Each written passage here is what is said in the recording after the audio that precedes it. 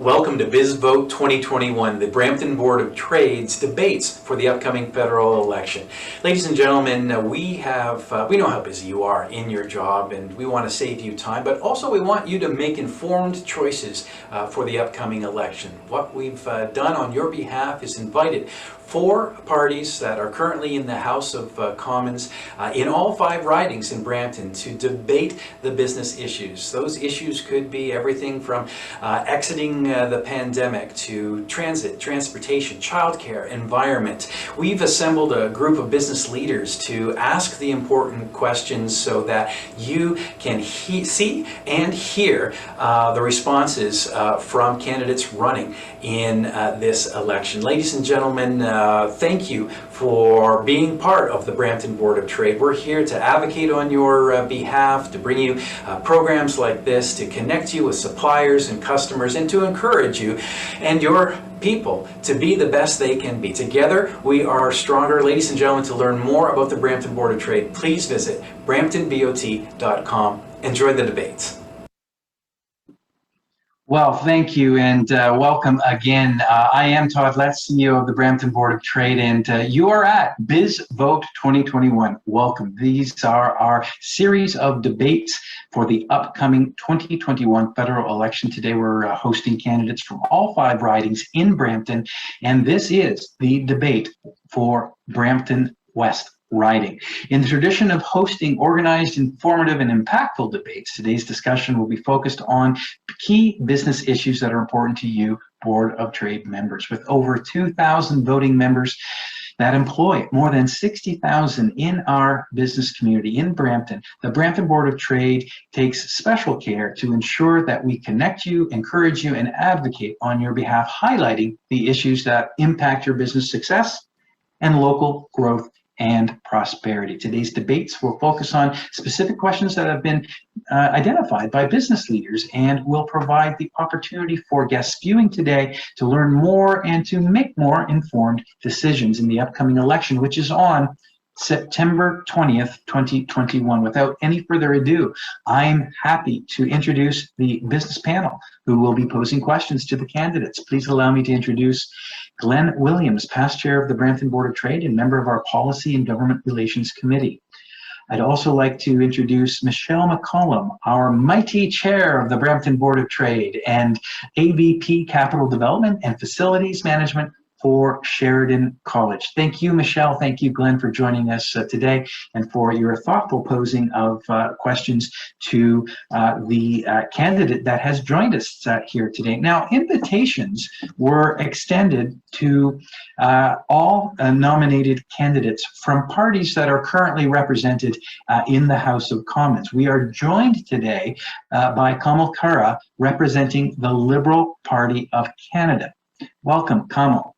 Now, unfortunately, the Conservative candidate, Jermaine Chambers, declined our invitation to participate, and NDP candidate Rupert Gill did not respond to several attempts to contact him by email or social media. So while we would have been happy to have those individuals here, and while we would have been happy to invite the Green Party, unfortunately, we were unable, the Green Party was unable to field a candidate in Brampton West. So today we have a detailed discussion among members of the business community, both those present in our studio and those on pre-recorded questions, directly to Kamal Khera, the candidate for the Liberal Party of Canada. Welcome, Kamal. We're so glad you could make it here today. It's my pleasure. Thank you so much, Todd, for having me. We will begin today with introductory remarks from Kamal Khera, and followed by our question period. So please proceed, Ms. Khera. Thank you. Thank you, Todd, and good afternoon, everyone. I am Kamal Khera, your Liberal candidate for Brampton West, a proud registered nurse, and for the past 6 years, I've had the honor to serve this beautiful community of Brampton West as your Member of Parliament. I also want to recognize that here in Brampton, we are situated on the traditional territory of the Mississaugas of the New Credit First Nation, And I want to begin by thanking Brampton Board of Trade for inviting me to this debate. And I was going to wish all the other candidates all the best for today, but unfortunately they're not here, but I wish them best of luck regardless. The last 18 months have been certainly extremely challenging for everyone, but it's certainly true for our Brampton community. We were one of the hardest hit communities by this pandemic, but every step of the way, your Liberal government has supported Canadians and the residents of Brampton, whether it was programs such as the CRB, the Canadian wage and rent subsidies, or support for our workers, our businesses, our students and seniors. We left no stone unturned to make sure that every single Canadian, our Brampton community, our families and our businesses were supported. And because of the tireless work of our Liberal government, we secured over 66 million doses of vaccines, enough to vaccinate every eligible Canadian 2 months ahead of schedule, because we know that is the only way to end this pandemic. And I was proud to be able to help my community as a registered nurse to be at the front lines of this pandemic to help our seniors in long-term care from vaccinating as many residents of Brampton as I could. And that's why this election is so crucial. Canadians will determine now how we finish this fight against COVID-19, and more importantly, beyond that, dictate how we will rebuild what once was and how we build back even better together. And the Liberal Party of Canada is the only party that has a bold and ambitious plan to make that happen by finishing the fight against COVID-19, by putting the dream of home ownership within the reach of Canadians, by creating $10 a day affordable and accessible childcare, taking concrete action to combat climate change, and by creating good, well-paying jobs and jumpstarting our economy. In 11 days, Bramptonians and certainly all Canadians have a clear choice. Either we can go backwards to the conservative cuts, or we can continue to build on a progressive, inclusive Canada as we move forward for everyone. Thank you. Thank you for those introductory comments from Kamal Khera, Liberal Party of Canada candidate. Our first question today will be posed by Glenn Williams, our past chair. Glenn, your question to Kamal is? Thank you, Todd. Because of interprovincial trade barriers, it is sometimes easier to sell products to another continent than to another Canadian city across a provincial boundary line. If you were elected, what steps would the Liberal government take to help break down interprovincial barriers? Thank you for that question, and that's an extremely important one. And I'm proud to be part of a government that worked alongside all different provinces to make sure we had the first ever, Canada-wide provincial, trade network to ensure that we can get supplies, so we can make sure we can get goods to different provinces and move our goods and services. It's not just good for, our small businesses. It's good for our economy, and it's good for well-paying jobs. And talk about certainly the trade barriers, but I also want to talk about the international trade. I'm proud to be part of a government that under a Liberal government, we signed 3 different trade agreements, whether it was CPTPP, whether it was CETA, whether it was USMCA, where we were able to ensure that 2/3 of the global economy, we were able to access that, and Canadian businesses and small businesses have access to those markets. And that's the only way we're going to continue to move forward for Canadians. I know the past 18 months certainly have been extremely difficult for our small businesses, our medium-sized businesses. But every single step of the way, you've shown your resiliency, you've shown your determination. And I want to also just take an opportunity to thank Brampton Board of Trade and all our small and medium-sized businesses in Brampton who day and night, spoke to us and talked about what needed to be done, and we were able to provide support, such as the Canada wage and rent subsidies, making sure that they were supported throughout the pandemic. And we're going to continue to make sure that we continue to support our businesses and make sure that we move forward for all of us. Thank you for that thoughtful response, Kamal Khera of the Liberal Party of Canada. Our next question is from the field, a pre-recorded question from the president of AlMag Aluminum, Joe Jackman. Terry, can you please roll the question? Hi there, Joe Jackman, president of AlMag Aluminum. I'd like to know what steps you will take, if elected, to help businesses access and deploy new technologies needed to succeed in the innovation economy. Thank you. Sorry, I forgot to unmute there. That's a great question, and thank you for raising that question. I think when it comes to innovation, I think it's important to first also look at all the work that Brampton has showcased, and kudos to so many businesses and stakeholders that made that possible, because it was because of your feedback that we were able to secure some amazing funding for our community, whether it was the Ryerson Cybersecurity Innovation Hub with Ryerson University that helped create hundreds of jobs right here in our city of Brampton, or whether it was the Riverwalk project, which was a significant investments that we brought forward that's going to unlock the economic potential of downtown Brampton, revitalize our community, and put Brampton on the map when it comes to innovative and impact solutions, when it comes to mitigating flood risks, create jobs, and create a public space for all. And when you talk about innovation as well, I think it's also important to recognize that very proud of one of this major investments that our government was able to support Brampton Transit with. It was the electric buses. $400 million that's going to help, 450 electric buses for Brampton Transit fleet. It's not just good for the environment, it's good for well-paying jobs, and it's putting Brampton on the map when it comes to showcasing what Brampton can do when it comes to the green space, when it comes to innovation.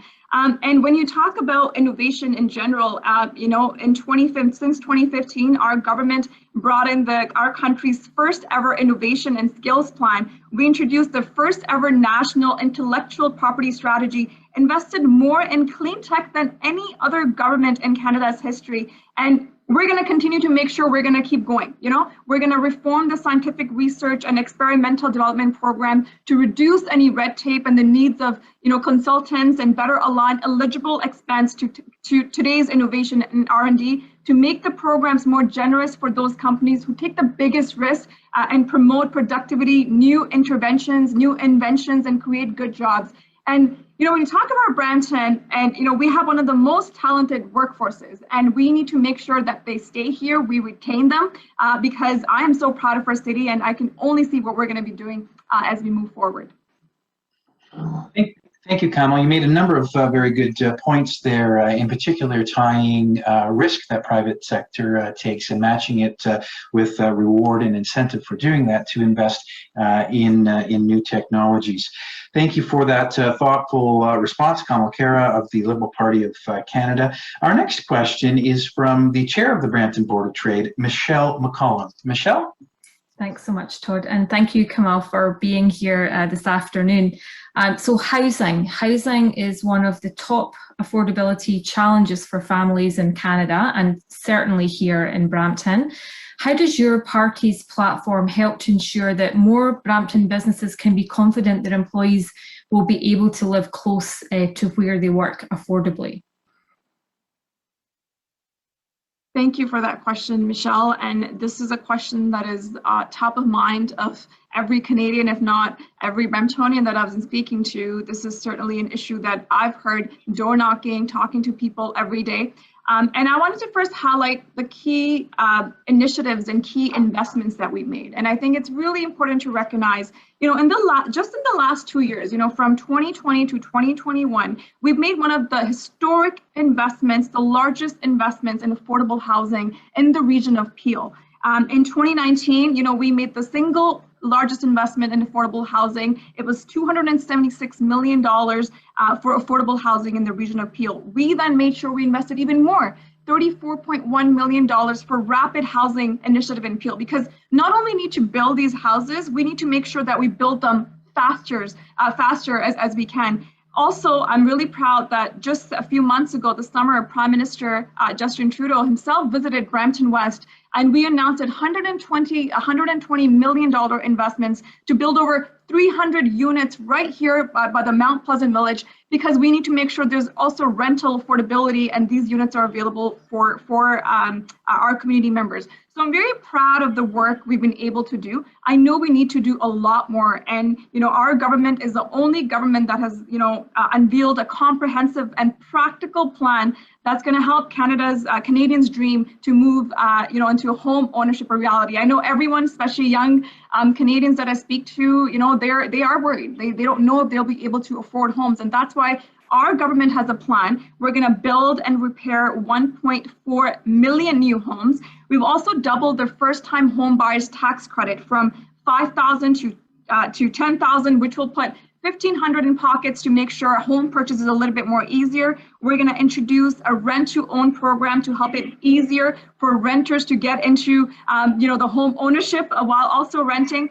And in Brampton, we have many multi-generational homes, and we're going to make sure that we also introduce a multi-generational home renovation tax credit that's going to ensure that people and families that want to live together, they can still live together, but also give them the initiatives and incentives to make that happen. And also we're going to invest, because supply is a big need as well. So that's where we're going to invest $4 billion in a new housing accelerator fund, which will grow annually housing supply in country's largest cities like Brampton. And I'm going to work really closely with the Region of Peel, certainly a city of Brampton, as well as stakeholders like Brampton Board of Trade and others to make this a reality for Bramptonians. Thank you, Kamal.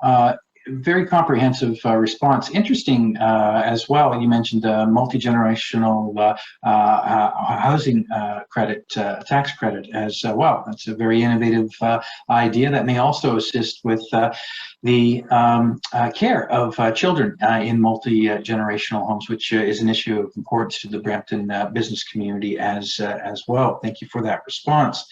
We're not quite through the pandemic. We are in the fourth wave. However, we are being reflective, trying to find learning lessons. I believe Mr. Williams has a question about the government's response to COVID-19. Go ahead, Glenn. Thank you, Todd. What is one aspect of your government's response to COVID-19 that you liked? And what is one of the things that you thought maybe could have been done a little bit better? That's a great question, Glenn, because as you know, and I hope this is the only global pandemic that we'll see in our generation, because I know how hard it has been for so many Canadians, so many businesses. I know many Canadians like mine have lost loved ones. We've seen businesses that went through a lot of struggles, workers that were unable to, had to stay home to take care of their loved ones and couldn't, obviously, we've been telling people to stay at home. But every single step of the way, our government made sure that we had Canadians back, whether it was making sure that there was programs such as the CERB, the CRB, the Canadian wage and rent subsidies to support Canadians, to support businesses, to support students and our seniors. We left no pocket of our population behind to make sure that we were there for Canadians and every single Canadian. We actually secured one of the most diverse vaccine portfolios in the world, which made Canada now one of the most vaccinated countries in the world. We received 66 million doses, enough to vaccinate every eligible Canadian 2 months ahead of schedule. And the reality is, the work that we were able to do, and to your question, if one thing I'm proud of our country's resiliency. I'm proud of the work that we were able to work with businesses, we were able to work with private sector and public sector to make sure we did everything we could to keep Canadians safe, made sure that they were supported, and now we're going to be moving forward, ensuring that we move forward for everyone. And I think one thing that I think it's really important, not just as a healthcare professional, I'm a registered nurse. I worked really hard to get, even at the front lines, to get as many people to get vaccinated. And that is truly the only way we're going to get through this pandemic. And I think I want to take this opportunity to some viewers that are watching that may not be vaccinated yet. We need to get vaccinated if we want to further avoid any lockdowns, if you want to further avoid, the sacrifices that we made in the last 18 months. So moving forward, our government is going to make sure that we make vaccine mandatory for travel on planes, trains, cruise ships. We're going to give provinces $1 billion fund to ensure that there's proof of vaccination programs. We will work together to protect Canadians with a proof of vaccination program for international travel. And it's also really important to remember that we are the only party in this election that will mandate vaccines for federal workers and for travel, because we know that's the only way we're going to beat this pandemic. And I think it's really important for even our business community and workers and members of our community to ensure that you get vaccinated, because that is the only way we're going to get through it together. Thank you for that, Kamal. The second part of Glenn's question was a reflection on anything that you think could have been done differently. Just wondered, I give you an opportunity to respond to that as well. Thank you, Todd. And when you're in a crisis, and this is something I've learned, when you're in a pandemic and an emergency response, you try to get as much support out for Canadians, for healthcare, for our businesses, and we were able to move really quickly. It was an unprecedented crisis, and we had the unprecedented economic response to this. And of course, there were errors made. I mean, we had many chats with you, Todd. I mean, I was part of the Brampton Economic Task Force early on with the City of Brampton and other members of the provincial government to make sure we hear directly from you. So, we listen to our business community. Yes, when we're able to put forward, let's say, wage subsidy, the rent subsidy, it wasn't a perfect program, but we heard from what was needed from the community, what we heard, what businesses needed. And I really want to take an opportunity here once again to thank Brampton Board of Trade, to thank members of our community who came and told us what was needed. And I have to give you this, Todd, I've never seen governments and I've never seen our business, everyone work together so quickly to make sure we got those things corrected. So I think that's the type of leadership I think it takes to move the country forward. Again, this was an unprecedented crisis, but we left no stone unturned to move forward, and we're going to continue to do that for everyone. Thank you very much for that question. I know that Michelle has a question. I wanted just to, I guess, take this opportunity to talk a little bit about the expenditures that were made for COVID. Some extraordinary expenditures for extraordinary times to support individuals, to support businesses. And while much of that was needed and is needed, it has put quite a strain on the country's finances. Our federal debt now approaches $1 trillion. How concerned are you about the burden of the debt on our future generations?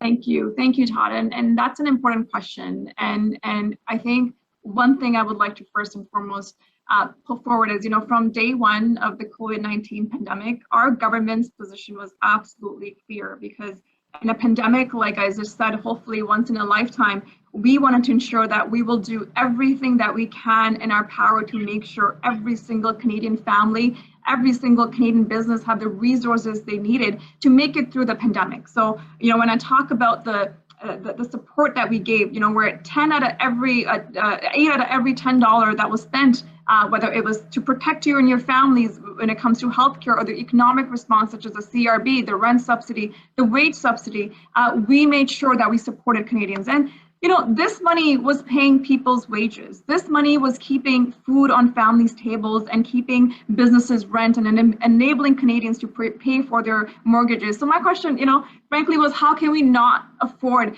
to support Canadians at this time? And what's also really important is to recognize is, when we entered this pandemic, we had a AAA credit rating and the best debt to GDP ratio in the G7. And that is because we chose to invest in Canadians before the pandemic even. One of the first things our Liberal government did was reduce taxes for middle-class families, introduce initiatives like the Canada Child Benefit that has helped 9 out of 10 families in Brampton West. That's 41,000 families that were helped in my community in Brampton West. So we were able to have one of the lowest unemployment rates in the G7.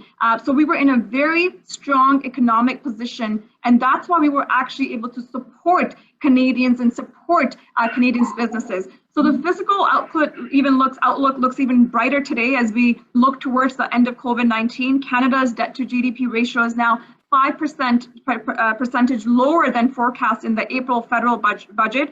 So we're going to ensure that we move forward. We're going to raise corporate income taxes on the largest, most profitable banks and insurance companies who earn over $1 billion. Over the next year, we'll see investments that we're making in Canadians and Canadian businesses pay off, along with a steady decline in deficit and debt.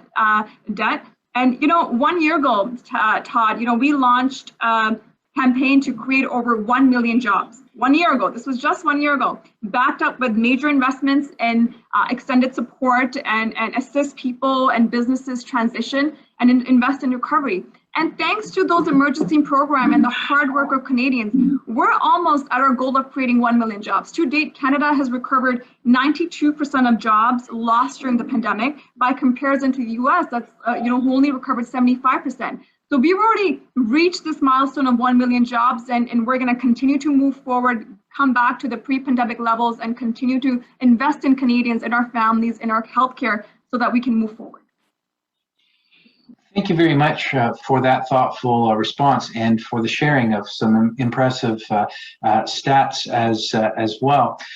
We're going to direct, and you've made some very good points about thinking about every pocket of society and the burden that they're facing through the pandemic and the response from the government. You mentioned also your adjustment by listening to Canadians and to business people and adjusting your programs. We want to now explore, and your response on debt as well is very well taken.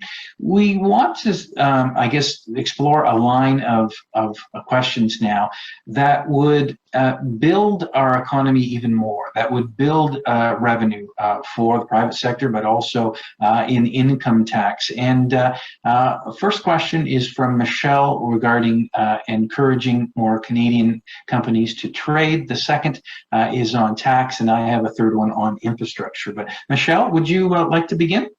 Thanks for that awesome segue, Todd. So Kamal, a major upcoming event is the World Expo in Dubai in November. Its objective is to promote trade and encourage businesses to seek out new markets. And what would you say to a Brampton small business considering attending the World Expo? And what plans do you have to foster a business environment where companies want to seek out these new markets?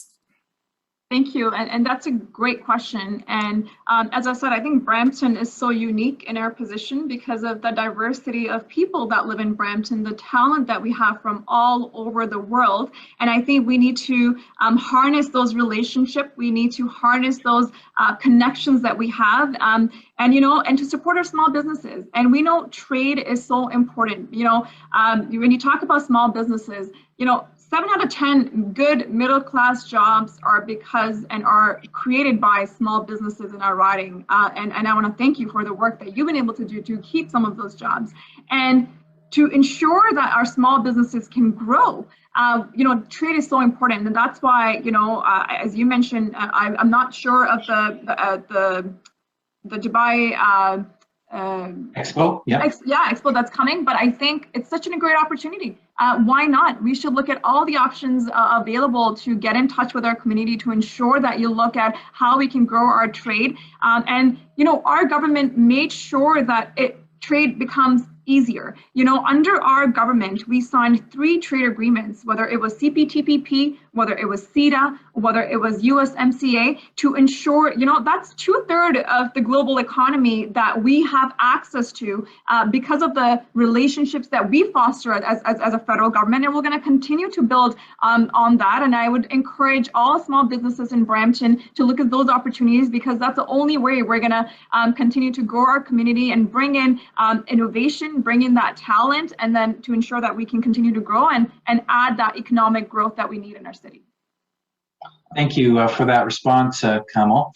And you made, in an earlier response, reference to the current campaign platform to increase tax on banks. When business community hears increased tax, they get a little bit nervous and wonder what implications there may be on them. Glenn, could you ask a question, please, on tax to Kamal? Thanks, Todd. So as an accountant that has had many clients over the years, they always ask about what the future holds. So my question is two parts. One is on the small business side of things, which is most businesses in Brampton, is should they be expecting a decrease in tax in the future, an increase, or stay the same? And when it comes to the personal tax rates, should a low-income person expect to pay more or less tax? Should a high-income person expect to pay more or less tax in the future with the future government? Well, thank you for that question. It's a very important question, and allow me to first say that and I'll go backwards to talk about your second question first.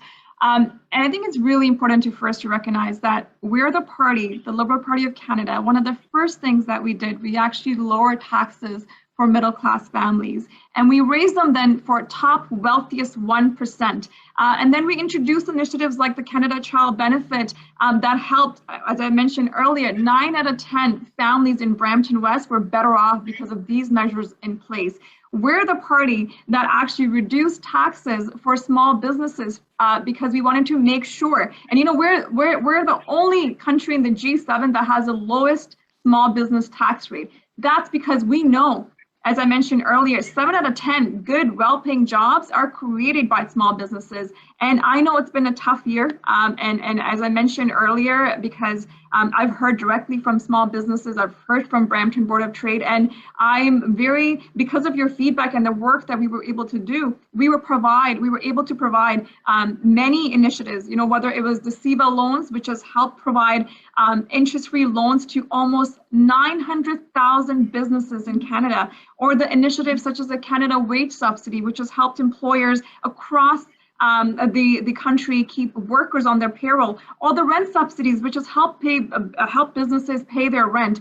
And that, as I mentioned, combined with the smallest tax rate in G7, we're going to continue to move forward for small businesses, move forward on a plan to lower credit card fees for small businesses.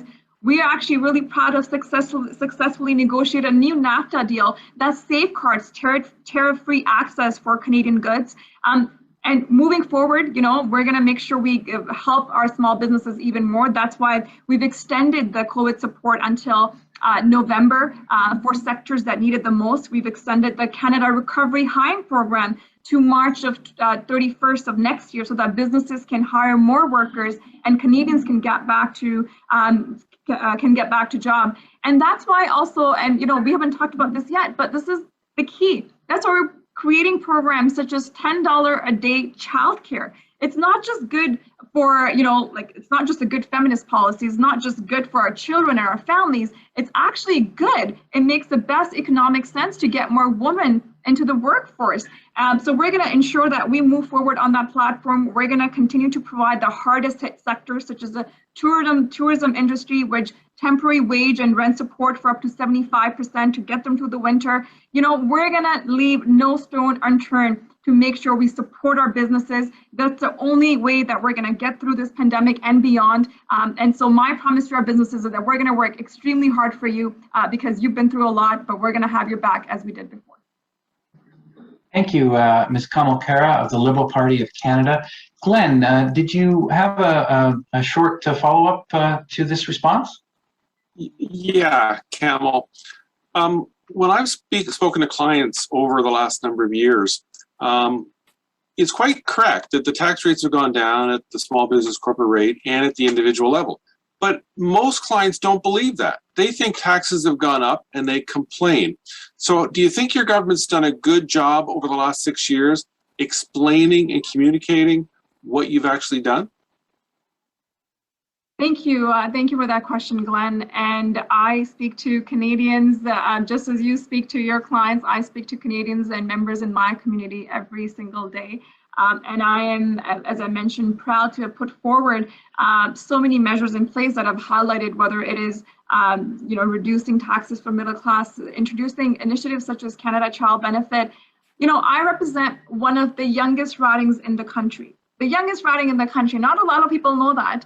I have a lot of children, so there's only about 3 ridings in this country that have benefited more from Canada Child Benefit, and Brampton West is one of them. And that's why I know the impact that it has, and I hear why we need to do even more when it comes to childcare, for affordable childcare, to have not just a good quality childcare, make sure it's accessible. Not only is it good for, as I mentioned, for the economy, it's good for our children to get more women back into the workforce. It makes perfect sense. And I really hope that Canadians understand the impact that it's going to have on our communities. And we've seen other parties, such as the Conservative Party and the NDP, they said they won't support this. And it is unfortunate, because we know this is the right way to move forward, and we're going to do just that.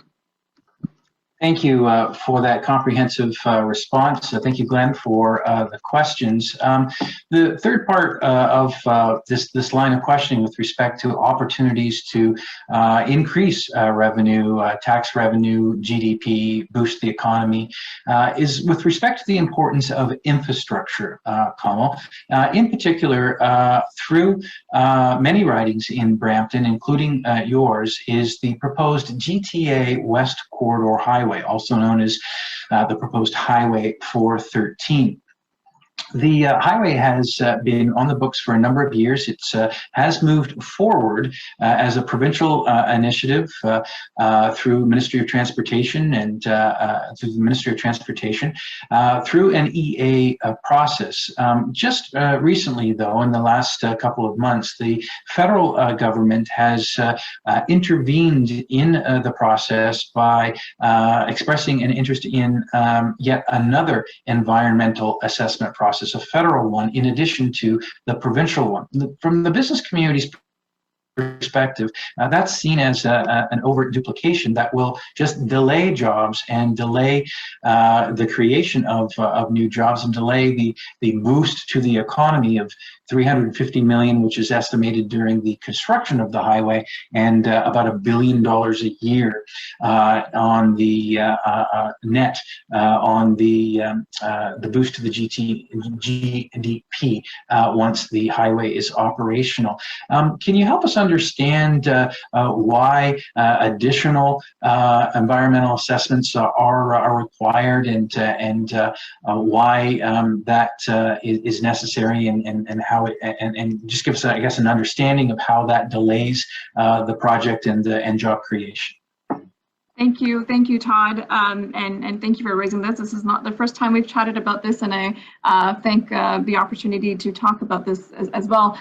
We know how important it is for a growing community like ours to remain connected for goods, and certainly people stay connected with the rest of Canada, and in Brampton especially, we're the central hub of this economic growth with where we are and where we're positioned. And that's why I think investing in public transit, investing in infrastructure certainly is the key to move that forward. And I'm proud to be part of a government that has made significant investments in infrastructure by investing in the largest public transit infrastructure, that's going to create, whether it was investing through the Sandalwood facility or the new transit facility in Brampton East, to bring in the largest investment to electrify our Brampton fleet. Is not just good for our community. These are good, well-paying jobs. It's good for the environment, and we are putting Brampton on the map. And to your point on the GTA West Corridor, trade corridor, I think it's really important, first and foremost, to ensure that we keep people and goods moving and investing in public transit. But I think it's also important for people to realize that it was the city of Brampton that has written the letter to the federal government to do an assessment, an environmental assessment on this. This is a totally independent review, as you know, which is going to be based on science and evidence. And we will wait and see the results of that review. And this, Todd, we've talked about this many times. We need to ensure that good projects certainly move ahead, and we need that investment. But we also need to make sure that it's done in the right way, and in the proper environmental assessments is also done on them. And I will make sure, and we've seen that even with the Milton Logistics Hub, and where I know there were many concerns regarding if that project was going to move forward or not. But but we were able to ensure that there was an independent process in place, which was based on science and evidence, and we were able to get that moving, and that was able to strengthen Canada's supply chain, but also address the bottleneck issues that we certainly saw in the Brampton region face. So I also know how hard Brampton Board of Trade advocated. Todd, you personally did as well, but it's the right thing to do. I know we need to get projects moving. We need to build more infrastructure in our community, but we also have to do it in the right way. And that's why, we're doing all that we can to support great projects, but also going to ensure that we're moving forward and in a way that it's better, good for the environment, good for the economy, because that's the only way to move forward. Thank you very much. We have been speaking with Kamal Kara, the Liberal candidate for Brampton West. Our last question before closing remarks by Ms. Kara will come from our chairperson of the Brampton Board of Trade, Michelle McCollum. Michelle? Thanks so much, Todd. Kamal, in terms of being a member of Parliament, has there ever been an issue where, because you're representing your party, but you're also representing your riding, and have there been situations where that you've disagreed with the party, and under what circumstances would you vote against your party in the House? Thank you. That's the first I've gotten that question. So thanks, Michelle, for thinking of this question and speaking on behalf of certainly the members of the Brampton Board of Trade. For me, one of the reasons why I got involved in politics is to be the voice for my community. And every single time I have been that voice for my community, whether it was ensuring that we're bringing investments in public transit, investments in housing, support for children, create a better childcare that we're going to be moving forward on. And, there are many times, and this is why I, at a young age, got involved with the Liberal Party of Canada, because we're a party that listens. And there have been many times that I may disagree with the policy, but there are mechanisms in place to ensure that we talk about and address those issues. And I'm proud to be able to do that many times to ensure that we get support for Canadians. And I will also certainly say that some of the work throughout this pandemic, whether it was support for our businesses, as I mentioned, I was part of the Brampton Economic Task Force. A lot of the feedback that we received is the reason why we were able to get the support out, because we're the party and we're the Liberal Party of Canada that listens to the diversity of voices and diversity of opinions, and we come up with the best policy forward. And so I'm proud to be part of a government that listens, that's going to continue to deliver for Canadians, for middle-class families, for better childcare, to make sure we make housing a reality for so many Canadians, move forward on issues such as climate change, because that's the right thing to do. And I really hope, as members of viewers that are watching, that you make the right decision and choose a government, and certainly choose a person that has always been there for Canadians. And I can personally say, as a proud registered nurse, I never thought, a lot of people ask me certainly this, you were a member of Parliament and, you were a registered nurse before you got into politics. How has that been? How that profession made you into who you are? And I think this pandemic certainly showcased that my community needed me more than just being a member of Parliament. I was able to be there for my community, being at the front lines, helping our seniors at the long-term care. That was the hardest hit community in the first wave, to be working alongside our Canadian Armed Forces, or now helping getting as many people as vaccinated as possible. I just want to say I love my community, and I will work tirelessly, as I have in the past, to ensure that we can continue to grow and we can continue to move forward for everyone. Thank you very much for that response. We have been speaking with Kamal Kara, the Liberal Party candidate for Brampton West. And we have opportunity for you now, Ms. Kara, to provide concluding remarks as we end our session today. Thank you, Todd, and thank you, Glenn and Michelle and other speakers that spoke virtually as well. I just want to say thank you. It's so good to see you all. And to all the viewers that are watching and residents of Brampton West that are watching, I just want to say that, serving as your member of parliament for the past 6 years has been the greatest honor of my life. During this time, I witnessed so much growth in our community, support for our families, support for our workers, support for our seniors, support for our businesses and for our community at large. And although this past year and a half has been difficult and at times filled with hardship, I think that this pandemic has showcased how much we are capable of as a community. Our community's resilience, our compassion for one another, and our willingness to make sacrifices for the benefit of others has inspired me and will continue to inspire me as we finish this fight against COVID-19. So the choice before you is very clear. We can either move backwards to the conservative cuts that we've seen in the past, or we can see and move forward for everyone and invest in Canadians by creating $10 a day affordable childcare, by taking concrete action on climate change, by putting dream of home ownership within the reach of Canadians. And I hope on September the 20th, you'll choose to move forward and elect a progressive, inclusive, and a greener Liberal government. Thank you.